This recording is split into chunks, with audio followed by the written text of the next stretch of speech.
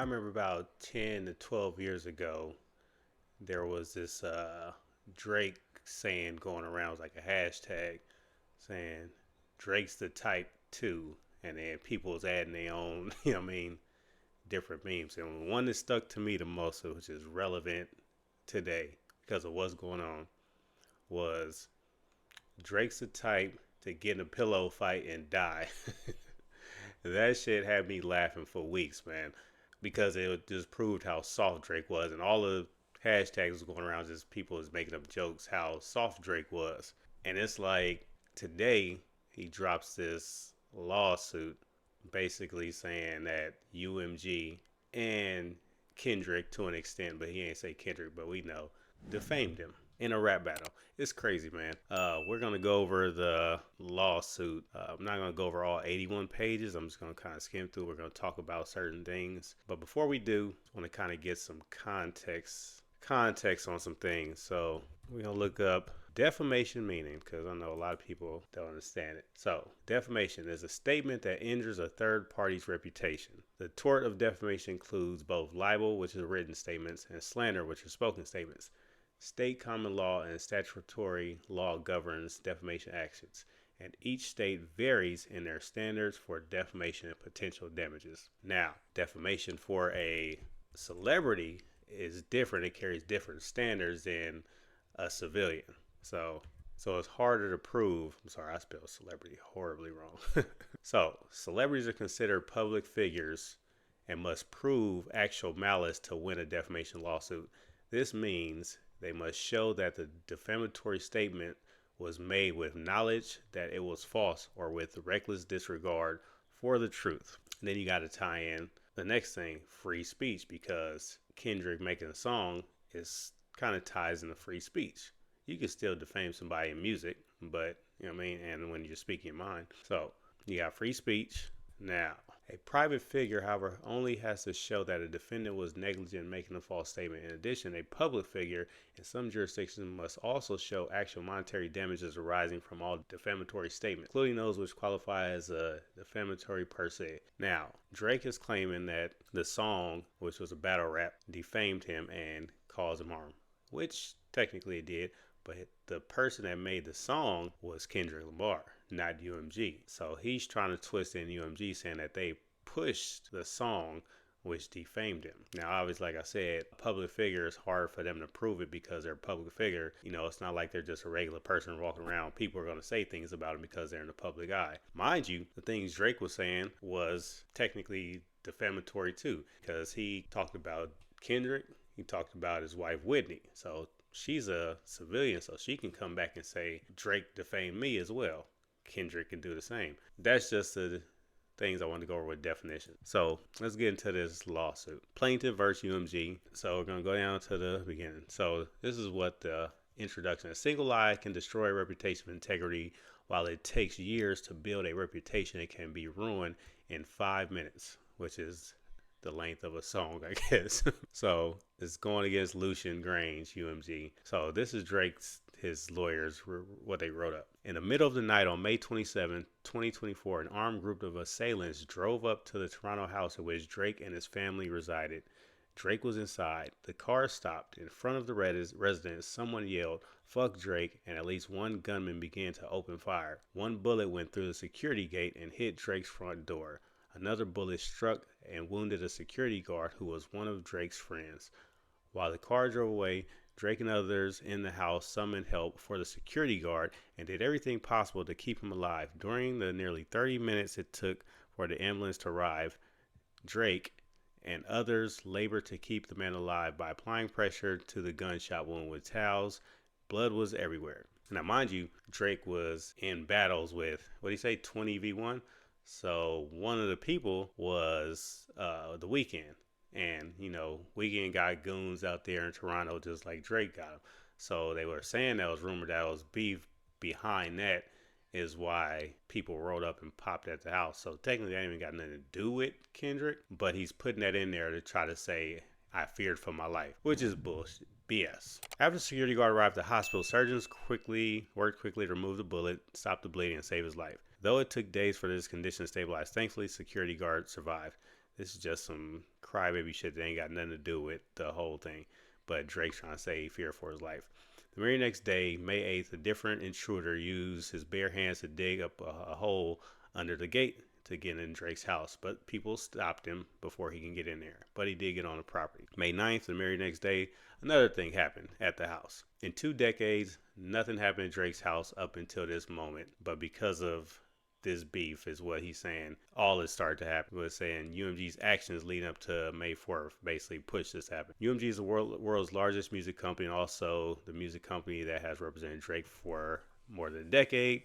Yet on March 4th, UMG approved, published, and launched a campaign to create a viral hit out of a rap track that falsely accuses Drake of being a pedophile and calls for violent retribution against him. Even though UMG enriched itself and its shareholders by exploiting Drake's music for years, and knew that the salacious allegations against Drake were false, UMG chose corporate greed over the safety and well-being of its artists. UMG pumped the song up, Drake saying they pumped the song.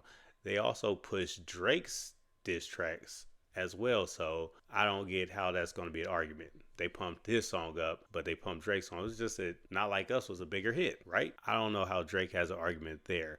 And they also enriched Drake, not just themselves. And Drake saying that they launched a campaign for a viral hit, Drake being a pedophile, and calls for violence and retribution against Drake. Mind you, on Family Matters, what did Drake say at the end of the track?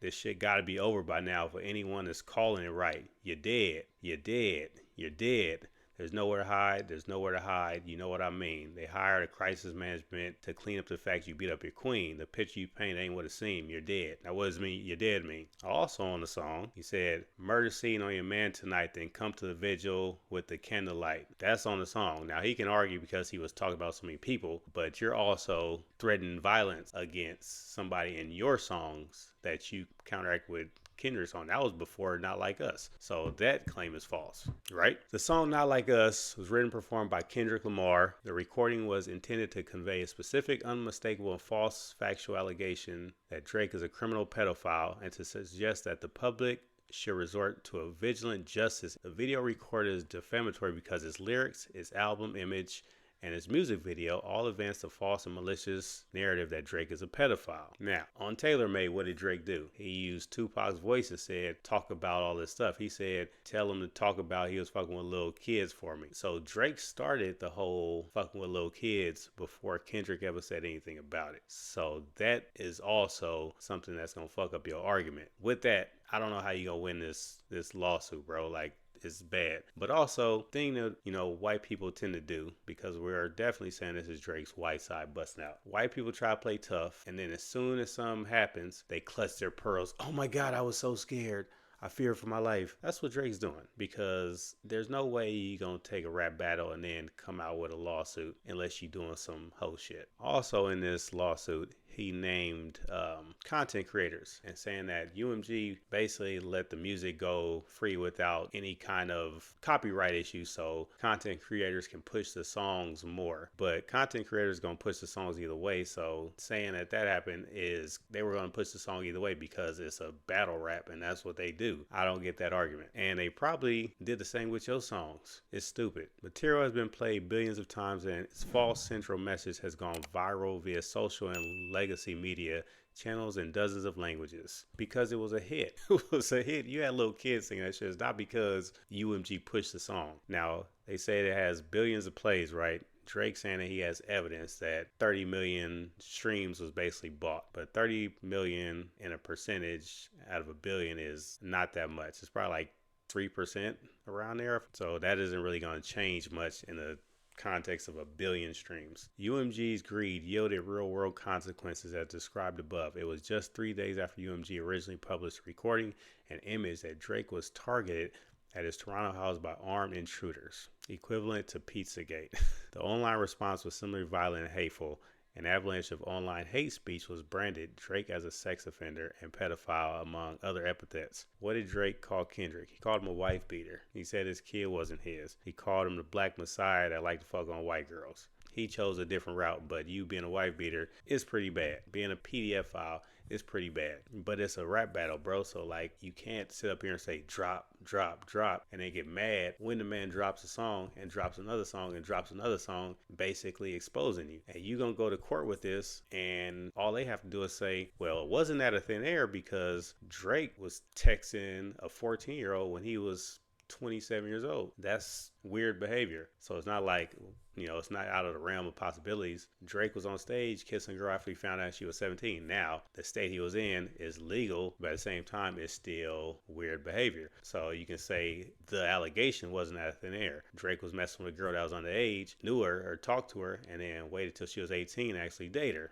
Who knows what else UMG knows about Drake? I mean, this is just the stuff we know. The stuff UMG knows is probably way deeper, and they gonna dig, they gonna find dirt on this man. It's gonna be bad for Drake. It's already bad for him. But I just feel like we gave Drake so much credit during the battle. Like, yeah, man, at least Drake, he stepped up to the plate and he battled, and we respected him for that. I respect for Drake for that. Because that was dope for you to get into the battle and go with Kendrick. Nobody said it was going to be easy. You thought it was going to be easy. That was your mistake. You lost. And we was like, you lose some. But what you did after that, that's what really tarnished your legacy, tarnished your image, and basically kind of canceled you in the culture. You did that yourself, not Kendrick. But like I said, because you couldn't take an ass whooping because of your God complex of thinking, I'll run this shit, I could do what I want, can't nobody stop me. You thought you can get away with doing anything. I can go up against Kendrick, I'll be good, he can't stop me. You got all these yes men telling you it's gonna be easy, and then you got your ass whooped and you didn't know how to handle it. Feelings was hurt, pride was hurt, I get it, but how you handle yourself afterwards is what makes you the man that you are. And you showed the world the kind of man that you are, or the kind of Karen you are, because this is some of the wackest shit I've never seen, and it's bad for you. I don't know what Drake's gonna do, man. I don't think he has a case on this. We're just looking at it, and from the stuff that he did, I don't see how you can try to say, well, he defamed me. You defamed him. He threatened my life. Well, you put threats on his life and something tomorrow, you're dead. What are your fans going to take that as? Then you try to say he was being anti-Semitic. All he said was that you was a colonizer. You know what I mean? And as soon as shit gets hard, you do this shit. Now, if you would have took it on the chin, came back, made some music, people would have been like, man, Drake is a beast. He lost, but he's a beast. He came back and made dope music. But this shit right here just shows you not part of the culture, bro. And everything Kendrick said, you've proven him right. So you were exposed, and you're exposing yourself even more, man. This is insane that you would file a lawsuit after you canceled your petition. So maybe this was Drake's whole plan. I don't know. But he's been making bad moves since the battle. And I'm going to go through all this 81 pages and point out the top things that stick out. But those are things that just kind of popped out to me. You know what I mean? And he's in here basically just telling all kind of shit. So let me know what y'all think, man, of this hip-hop history, I guess we can call it. Definitely one for the books, man. Definitely one for the books on filing a lawsuit of defamation from a rap battle. Now, is he going to try to get Not Like Us to not be played? Because he also said that UMG pushed it to get put on the Super Bowl. How they do that? I have no idea, but that's what he's claiming. So is that going to be his next move? Trying to go after Kendrick with a defamation lawsuit? Is that going to be his next move to say, Not Like Us can't get played because it's defaming me? I don't know, but I don't think Drake can come back from this. And it sucks because, I was like, man, Drake, make some music, bro. Like, you good. Take it on the chin. Go make a hit. How do you make a hit after this? Because it's like the emperor has no clothes type shit, because now we see you for what you really are, man. And no, not even your hardest fans can respect this.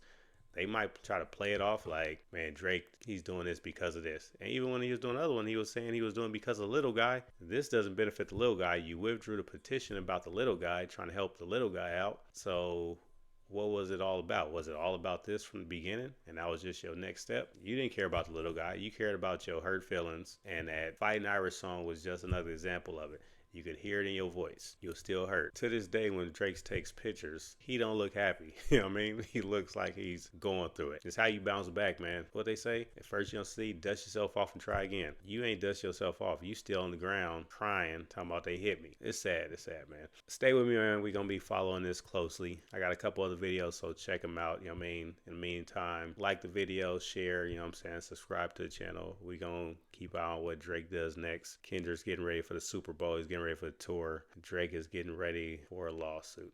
All right, y'all, I'm out. Peace.